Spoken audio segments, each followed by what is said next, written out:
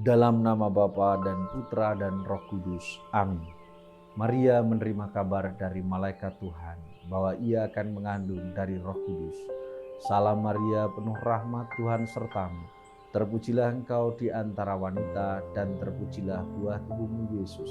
Santa Maria, Bunda Allah, doakanlah kami yang berdosa ini, sekarang dan waktu kami mati. Amin. Aku ini hamba Tuhan, terjadilah padaku menurut perkataanmu. Salam Maria, penuh rahmat, Tuhan sertamu. Terpujilah engkau di antara wanita dan terpujilah buah tubuhmu Yesus. Santa Maria, Bunda Allah, doakanlah kami yang berdosa ini, sekarang dan waktu kami mati. Amin. Sang Sabda sudah menjadi daging dan tinggal di antara kita. Salam Maria, penuh rahmat, Tuhan sertamu. Terpujilah engkau di antara wanita dan terpujilah buah tubuhmu Yesus. Santa Maria, Bunda Allah, doakanlah kami yang berdosa ini, sekarang dan waktu kami mati. Amin. Doakanlah kami ya Santa Bunda Allah, supaya kami dapat menikmati janji Kristus. Marilah berdoa. Ya Allah, karena kabar malaikat kami mengetahui bahwa Yesus Kristus Putramu telah menjadi manusia. Curahkanlah rahmat-Mu ke dalam hati kami, supaya dengan sengsara dan salibnya kami dibawa kepada kebangkitan yang mulia, sebab Dialah Tuhan dan pengantara kami. Amin. Saudara-saudari yang terkasih, berkah dalam hari ini Jumat 24 Maret merupakan renungan Prapaskah yang keempat atau pekan keempat Prapaskah. Nah, dalam renungan ini kita mengambil Injil Yohanes bab 7 ayat 1 sampai 2, dilanjutkan ayat 10, 25 sampai 30. Yesus berjalan keliling Galilea. Ia tidak mau tetap tinggal di Yudea karena di sana orang-orang Yahudi berusaha membunuhnya. Ketika itu sudah dekat hari raya orang Yahudi, yaitu hari raya Pondok Daun.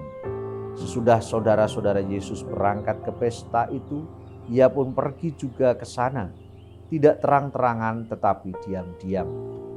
Beberapa orang Yerusalem berkata, "Bukankah dia ini yang mereka mau bunuh? Lihatlah, ia berbicara dengan leluasa dan mereka tidak mengatakan apa-apa kepadanya.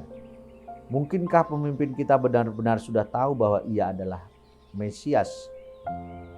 Tetapi tentang orang ini kita tahu dari mana asalnya. Padahal bila Kristus Mesias datang, tidak ada seorang pun yang tahu dari mana asalnya." Waktu Yesus mengajar di bait Allah, ia berseru, "Memang aku kamu kenal dan kamu tahu dari mana asalku. Namun aku datang bukan atas kehendakku sendiri, tetapi aku diutus oleh Dia yang benar yang tidak kamu kenal. Aku kenal Dia sebab aku datang dari Dia dan Dialah yang mengutus aku." Mereka berusaha menangkap Yesus, tetapi tidak ada seorang pun yang menyentuh Dia sebab saatnya belum tiba. Saudara-saudari yang terkasih, kalau kita perhatikan bacaan-bacaan Injil, renungan dari hari-hari kemarin, menjadi cukup jelas gambaran konflik dengan orang Yahudi, antara Yesus dengan orang Yahudi itu kan semakin meningkat. Apalagi ini minggu-minggu mendekati peristiwa Pekan Suci, peristiwa Minggu Palma sampai nanti pada peristiwa sengsara dan wafat. Tapi yang lebih penting juga dalam bacaan Injil hari ini juga diingatkan bagaimana kita diajak untuk mengenal Yesus lebih dalam. Mengapa mereka mau menangkap Yesus? Karena mereka tidak mengenal Yesus. Sekali lagi seperti permenungan-permenungan kemarin, mereka dibutakan oleh egonya sendiri, oleh keinginan mereka sendiri, bahwa bukan kehendak Allah tapi kehendaknya lah yang harus didengarkan. Bahkan mungkin menuntut Allah itu sama seperti dengan gambarannya sendiri. Nah, inilah yang terjadi karena tidak mengenal dan tidak mau mengenal, maka mereka berusaha untuk menyingkirkan. Maka jelas ya, kalau kita sambungkan dengan yang renungan-renungan kemarin itu, kalau kita tidak mengenal dan tidak mau mengenal, tidak percaya, lalu langkah yang diambil adalah hal-hal kejahatan seperti mau menyingkirkan, mau membunuh, dan sebagainya. Dari situlah kita diajak untuk merenungkan pengenalan diri kita tentang Yesus. Sejauh mana kita ini mengenal Yesus dalam hidup kita. Apakah sungguh sudah mendalam, pengen mendalam, atau malah tidak pernah mau mengenal, tidak pernah mau tahu, tidak pernah mau mengenalnya lebih dalam, sehingga kita tidak pernah mengalami kasih Kristus dalam hidup kita yang sebenarnya senantiasa diberikan kepada kita. Nah, itulah yang perlu kita renungkan dan mohon rahmat supaya di Minggu Prapaskah kita ini semakin mengenal lebih dalam Kristus Yesus dalam hidup kita.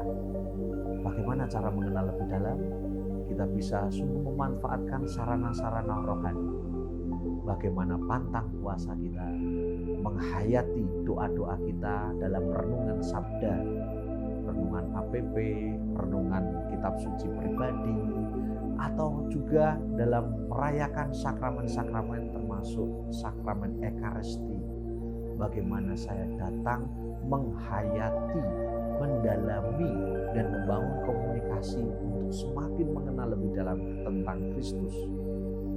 Dan yang ketiga, dengan perwujudan kasih kita, dengan derma-derma kita, melalui sederhana di masa Prapaskah ini kota APP, melalui gerakan-gerakan kepedulian.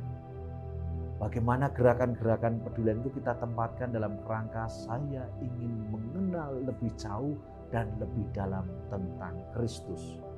Kristus dalam hidup saya. Kristus yang menyertai, yang mencurahkan kasih-Nya sehabis-habisnya untuk saya, untuk kita. Maka marilah kita mohon rahmat Tuhan supaya kita semakin mengenal lebih dalam tentang Kristus dalam hidup kita dan sungguh mewujudkan kasih Kristus dalam kehidupan kita. Kemuliaan kepada Bapa dan Putra dan Roh Kudus, seperti pada permulaan, sekarang, selalu, dan sepanjang segala abad. Amin. Semoga kita semua senantiasa dinaungi, dilindungi, dan diberkati oleh Allah yang Maha Kuasa, Bapa dan Putra dan Roh Kudus. Amin.